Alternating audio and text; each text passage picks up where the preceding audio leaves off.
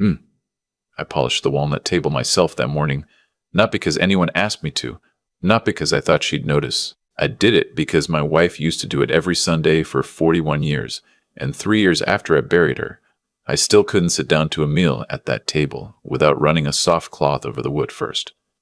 It was the closest thing I had to praying. The dining room of my house sits at the back, looking out over the back porch and the long slope of grass that runs down to the lake. I'd lived in that house in upstate Vermont for 36 years. My wife and I bought it the summer our son was born, when the floors still creaked and the kitchen still had that yellow linoleum she hated. We tore the linoleum out together one weekend and laid down oak planks. She stained them herself. You could still see her thumbprint near the doorway if you knew where to look. I knew where to look. That afternoon, I'd set the table for 5, my son, his fiancée, her mother and father, and me. I'd cooked a pot roast the way my wife used to make it, with the carrots cut on the diagonal and the onions caramelized slow on the stove. I'd opened a bottle of wine that had been in the cellar since 2009, which was the year my son graduated high school, and we'd bought a case to celebrate. There were 4 bottles left. I figured tonight was as good a night as any. My son had called me 3 weeks earlier to tell me he was getting married.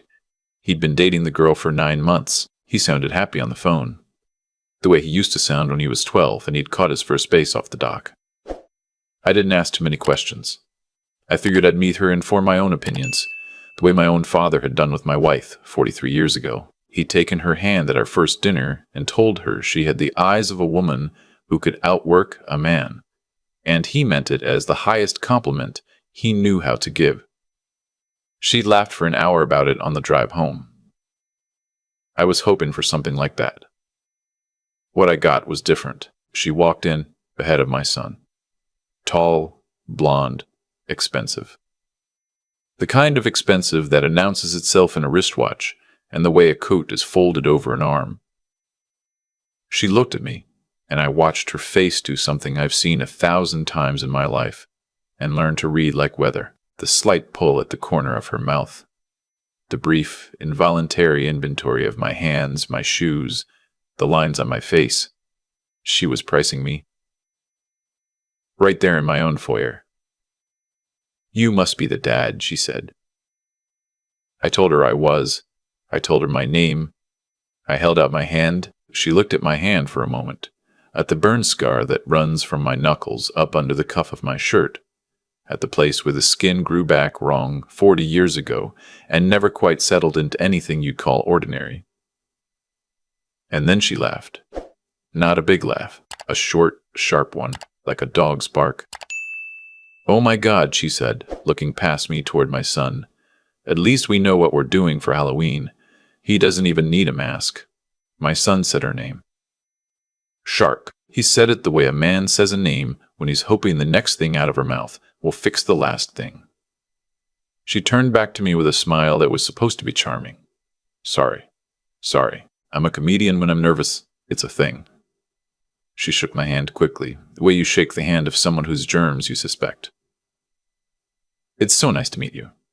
My parents are pulling up now. They got stuck behind a tractor on the way in. God, the country, right?" I told her welcome, and that supper was almost ready, and that I'd take her coat. She handed it to me without looking. I hung it in the closet. I noticed my hands were steady. I'd been worried they wouldn't be. My son hung back as she went into the living room. He put a hand on my shoulder. "Dad, I'm so sorry. She's nervous. She didn't mean—" "It's fine," I said. "It isn't fine. I'll talk to her." "Don't. Not tonight. Let's get through dinner." He nodded. His eyes were wet for a second, and then they weren't. And then he went after her into the living room.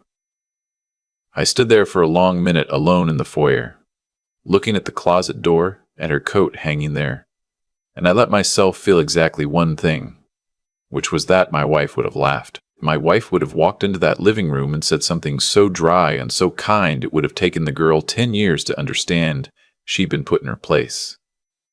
I didn't have that gift. I had a different one.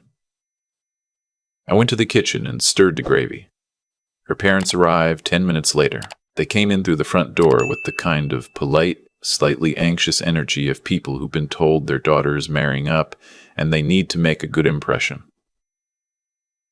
The mother was small and sharp-featured. The father was tall and gray, with the tired posture of a man who'd worked outdoors most of his life and was now expected to wear a sport coat indoors. They were good people. I could tell it in the first 5 seconds. There was something familiar about them too, but I couldn't place it, and I figured it would come to me later. I shook the father's hand. I introduced myself. I led them into the dining room. That was when the strange thing happened. The mother stopped in the doorway. She looked at me. She looked at my hand on the back of the chair I was holding out for her. Her eyes went up to my face, slow, like she was reading something written in small print. Her mouth opened a little. She closed it. She sat down.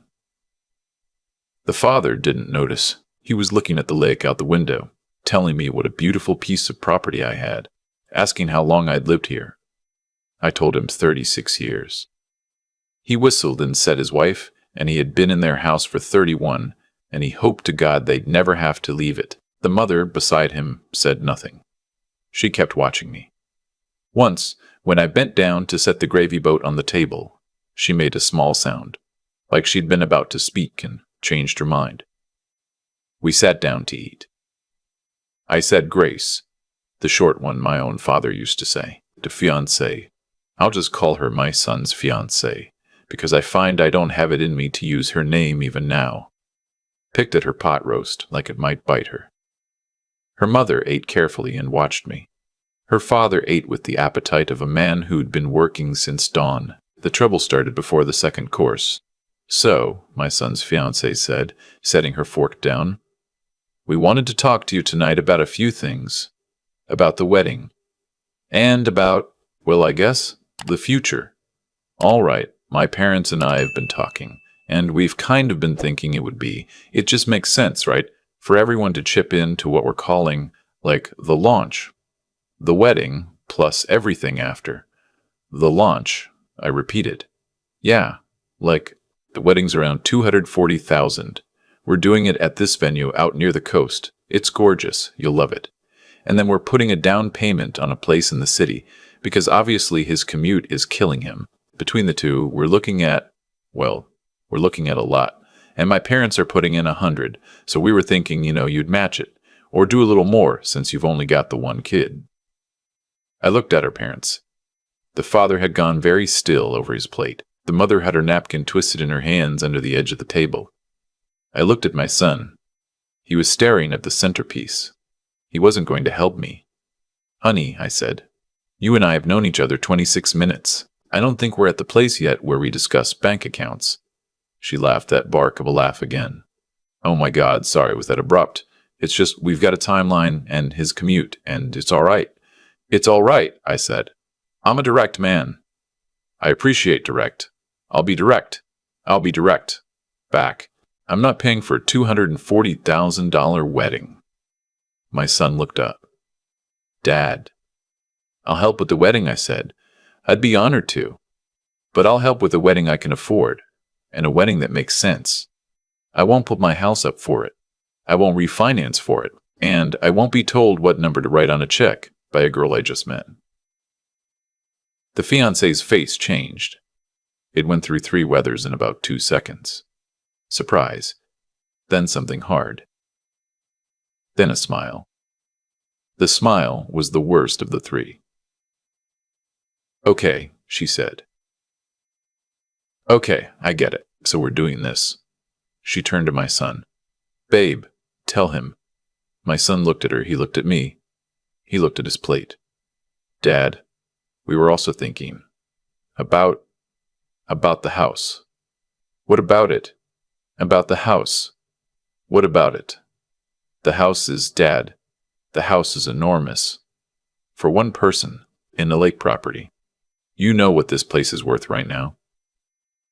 The market's insane. If you sold it, you could move into a condo in town, you'd be closer to me, and the equity would it would set us up. It would set you up, and it'd be good for everybody. I set my fork down. You want me to sell my house? I want you to think about it. That's all. You want me to sell the house your mother and I bought before you were born, where she stained those floors with her own hands, where I sat with her every morning of the last 6 months of her life and watched the sun come up over that lake, so you and your fiancé, who I met half an hour ago, can have a down payment in the city. My son's fiancé jumped in. Don't make it sound like that. That's not Jesus. We're not asking you to dishonor her memory. We're asking you to think about your future. You're what, 63? You don't need all this space. You're rattling around in here. It's actually kind of sad. The mother of the fiancé made a small sound across the table. A breath drawn in fast. Her husband finally seemed to notice she was upset. He put his hand on her arm. "Honey," he said, "are you all right?" She didn't answer him. She was looking at me again. Her eyes had filled, and one tear had escaped and run down her cheek and into the corner of her mouth, and she didn't lift a hand to wipe it away. "I'm sorry," she whispered. "I'm sorry, I'm sorry." "Mom," said the fiancé. "What's wrong with you, Mom?" The mother shook her head. "Nothing. I'm fine. I had a very clear thought just then. It came to me like a memory of something that had already happened. I thought, I know who this woman is. I've looked into this woman's face before, a long time ago, when it was much younger and full of a different kind of grief. But the thought wouldn't quite come into focus, and the table needed me, so I set it aside. I would come back to it. "Let's eat," I said. "We can finish this conversation later." Nobody ate. The pot roast went cold. My son's fiancée dabbed at her mouth with her napkin and excused herself to the bathroom. My son stared at the place where she'd been. The mother of the fiancé was looking at me again, and something in her face had decided. She stood up. "Excuse me," she said quietly. "I need a minute. I'm sorry. I need a minute alone." "The porch is just through there," I said. She nodded and went out, and the screen door tapped shut behind her. The four of us at the table sat in the kind of silence that happens after a window breaks. The fiancé's father cleared his throat. "She's not herself tonight," he said. "I'm sorry. I don't know what's gotten into her. It's all right." "I want you to know," he said, looking at his hands, "that we didn't agree to any $100,000. We didn't agree to anything. Our daughter she's gotten ahead of herself before. We've been working on it." "I'm sorry, Dad," said the fiancé, coming back in from the hallway and catching the last of it. "Don't. No, honey. I'm not going to sit here and, Dad, I'm not going to sit here and pretend that what you said to this man at the door was acceptable. Oh my God, it was a joke. It was not a joke. Mom!" The fiancé wheeled toward the porch. "Mom, can you come back in here, please? Dad's losing it." The mother of the fiancé came back through the screen door. Her face was wet. She was carrying something in her hand, a small folded thing the size of a wallet. I couldn't see what it was. She walked over to me, not to her chair, to me. She stopped a foot from where I was sitting, and she looked down at me, and her chin was trembling. "I have to ask you something," she said. "And I'm sorry. I'm so sorry to ask it like this in front of everybody. But I have to ask, because if I don't ask, now I won't sleep tonight. Go ahead. Were you, a long time ago, were you a firefighter?"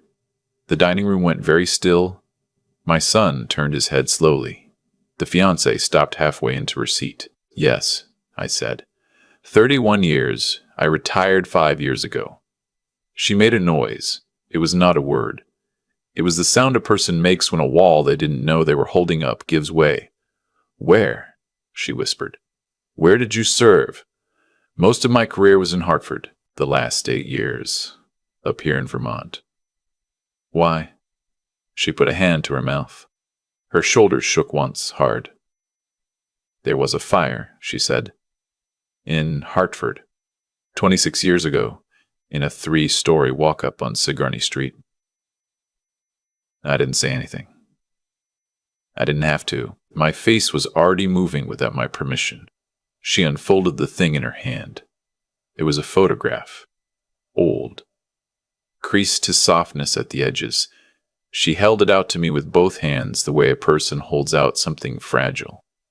It was a picture of a little girl, maybe 5, standing on a sidewalk with a foil emergency blanket around her shoulders, her face streaked with soot, her eyes huge, and kneeling next to her, with one knee on the concrete and one hand on her shoulder, was a man in turnout gear, with his helmet off and his hair plastered to his forehead with sweat. The man was looking at the little girl with the kind of look you only ever see on a person who has just made a deal with the worst part of God and gotten what he asked for. The man was me. 26 years younger. The little girl was the woman standing in front of me. No, the little girl was the fiancée. I lifted my eyes from the photograph. The fiancée was standing across the table, looking at the photograph in her mother's hands, and her face had gone the color of old paper. The mother of the fiancé was crying openly now, her hand still over her mouth, talking through her fingers. "I have looked for you," she said. "I have looked for you for 26 years. The fire department wouldn't give me your name. I wrote letters. I went down to the station 3 times. They told me you transferred, but they wouldn't say where. I thought you didn't want to be found. I made my husband stop looking. And now you are sitting at this table, and my daughter just..." She couldn't finish. The father of the fiancée had stood up at some point. He came around the table. He stopped beside his wife. He looked at the photograph. He looked at me. He put one big hand over his face. His shoulders started shaking. "Sir," he said, through his hand. "Sir," he said through his hand. "Sir, you pulled my baby girl out of a burning building. You ran in there twice. They told us it was twice. The second time, they thought you were dead in there. You went back in for our daughter." I remembered the fire. I had not thought about it in years, by which I mean I had thought about it almost every day, and had simply gotten very good at thinking about it without noticing. There had been 6 children in that building. We got 5 of them out on the first sweep. I was the one who realized we'd missed a count, which meant a 6th one was still in there, and I went back in. My helmet shield melted on the second trip. I don't remember bringing her out. I remember being on the sidewalk with her, and a paramedic pulling her away from me, and another firefighter putting his hand on the back of my neck and asking me my name to check that I was still myself. I had not known what happened to her after they took her in the ambulance. I had asked the next day, but they said the family had transferred her to a hospital closer to where their grandparents lived. And after that, she was a name on a chart somewhere. And then she wasn't even that. The burn on my hand, the burn that ran up under my cuff, the burn that my son's fiancée had laughed at and said made me look like a Halloween mask. That burn was from the second trip. I had taken my glove off to undo a latch that had worked in the heat. I had been holding her, and I had needed one hand free. The fiancée was making a small noise, a repeating one. I looked at her. She had sat down. She was looking at the photograph her mother was now holding flat on the table. Her hand was over her mouth. Her shoulders were drawn up around her ears like she was bracing for a blow. "Mom," she said. "Mom, that's you," her mother said. "That's you the night of the fire." Mom, no. That's the man who pulled you out. Honey, look at me. Look at me. Look at me. That is the man who pulled you out of that building." The fiancée looked at me. For the first time since she'd walked into my house, she actually looked at me. At my face. Not at my hand. Not at my watch. At my face. Not at my watch. At my face. "I didn't know," she whispered. You said," her father said slowly, like he was working out a math problem. "You said to him, the moment you walked in his front door, that he didn't need a mask for Halloween. Because of his face, because of his hand. Dad, you said that to the man who carried you out of a fire." She started crying. Not the pretty kind, the kind where the whole face caves in and there's no managing it. My son was on his feet. He hadn't said a word in 5 minutes. He was looking back and forth between his fiancée and me in the photograph, and his face was doing something I'd never seen on him before, which was the slow, dawning understanding of a grown man recognizing exactly what kind of woman he'd asked to marry him. "I think," he said very quietly, "we should all take a few minutes." "No," said the fiancé's father. "No. I want to say something first." He looked at me. His eyes were red. "Sir, my wife and I have been to your church. We didn't know it was your church. We've been every single year on the anniversary of that fire. We go to the firefighters' memorial on Asylum Avenue, and we put down flowers and we say a prayer for you, whoever you are. We have a picture of you on our refrigerator. We have had a picture of you on our refrigerator for 26 years. Our daughter grew up looking at that picture every morning of her childhood. We told her every single year on her birthday, every single year, that the only reason she had a birthday was because of a man whose name we did not know." The fiancée was shaking her head, fast, her hands pressed flat to her face. "And tonight," the father went on, his voice cracking, "she walked into this man's house, and she made a joke about his face, about the burns on his hand, the burns he got carrying her." He sat down. He put both hands on the table and looked at them.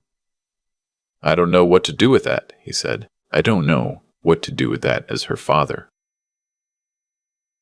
I'll tell you something I learned a long time ago in the line of work I was in. When something terrible happens in a room, when a building comes down or a child stops breathing or a man you've known for 20 years takes his last breath in your arms, there is always a moment after, a particular kind of moment, where the people in the room have to decide what kind of people they're going to be from that moment on. It's a small moment. It doesn't last long, but it's the moment that decides everything about what comes after. We were in one of those moments now. I could feel it, so I did the only thing I knew how to do, which was the thing I'd learned to do at fires. I made a plan, and I made it out loud, in a calm voice, so the people around me would have something to hold on to. "All right," I said. "Here's what we're going to do." Everybody looked at me. "First, the pot roast is cold. I'm going to put it back in the oven for 10 minutes. When it comes out, we're going to eat it. Because fruit gets cold and grief doesn't get less, and you might as well eat." The fiancé's mother let out a small, startled laugh through her tears. "Second, after dinner, my son and I are going to take a walk down to the lake. Just him and me. The two of you," I looked at the fiancé's parents, "are welcome to stay. I have 2 guest rooms made up. The drive back is 2 hours, and you're in no shape for it tonight." "We couldn't." "You will."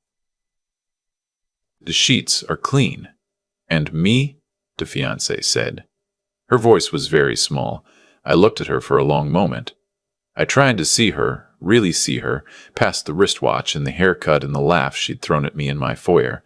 I tried to see the little girl in the photograph. I couldn't quite do it, but I could see for the first time that she was a person who had just been hit hard, and that she was trying to stay upright, and that whatever was going to happen next in her life was going to depend almost entirely on what she did in the next 48 hours. "You," I said, "are going to sit at my table and eat your dinner.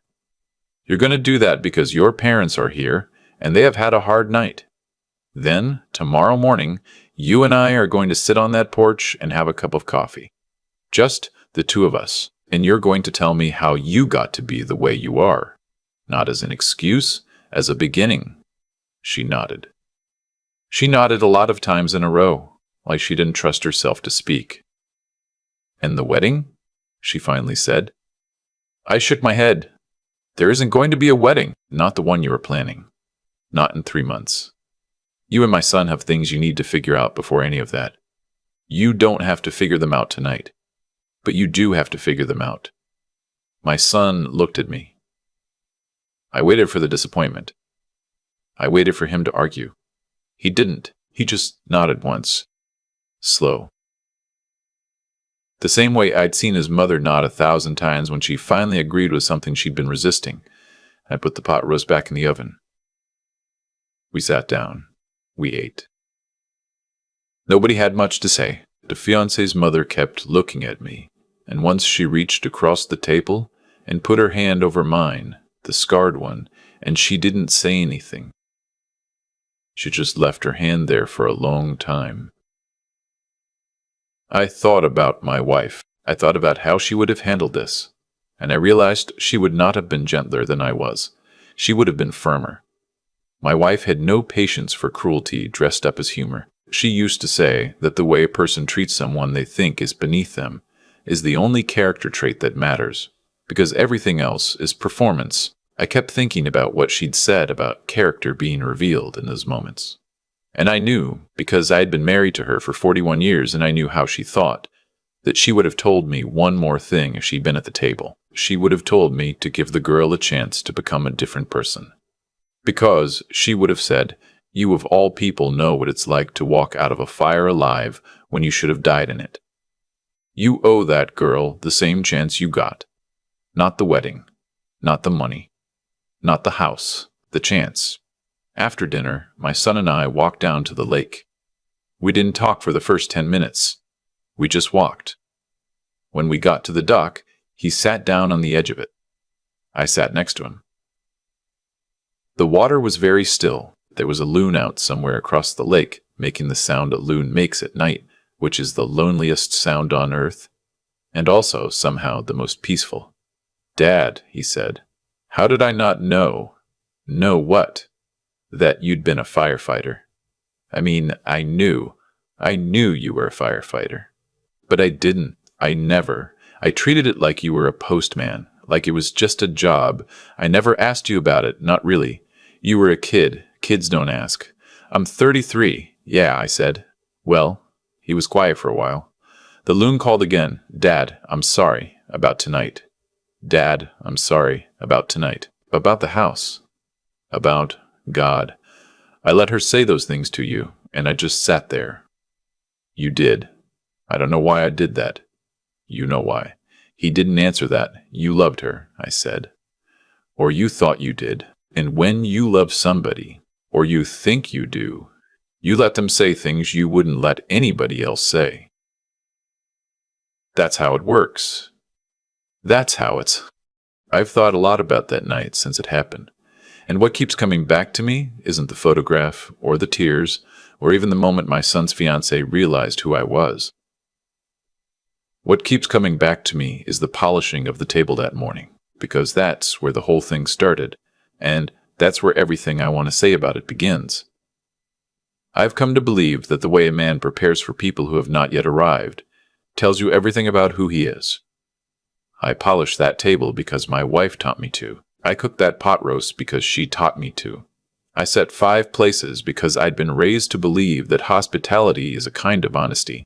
You put yourself in front of people the way you actually are, and you let them decide what to do with it. That's the moral inheritance I got from her, and from her father before her, and from my own people before that.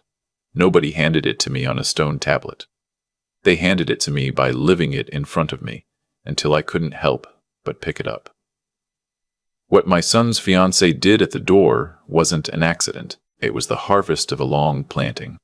Somewhere along the way, somebody had failed to teach her that the smallest test of a person's character is how they speak to a stranger they think can't hurt them back. And here's the part I keep thinking about: the cause and the effect. She walked into my house believing she was the most powerful person in the room. She walked out of it knowing she was the smallest. That wasn't punishment. That was just what happens when a person mistakes cruelty for confidence. The world rights itself sooner or later. It always does. I've also been thinking about Beckett, my son. He sat at that table and didn't speak when he should have, and that silence cost him more than he yet understands.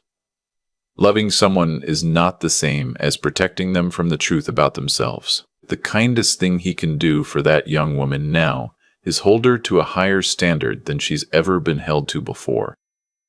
If he can do that, and if she can rise to it, they might have something. If he can't, or if she won't, then he'll have learned the most expensive lesson a young man can learn. But he'll have learned it before the wedding instead of after, and that is no small mercy. And me. What I learned again at 63 is that grit is not the loud thing people think it is. Grit is washing the dishes the next morning. Grit is making breakfast for the woman who insulted you. Grit is leaving a door open for a person to become someone better, while making absolutely sure they cannot walk through that door and rob you blind. Wisdom and toughness are the same muscle, used at different moments. I'm still learning how to tell which moment is which. I suspect I will be learning that until the day they bury me next to my wife.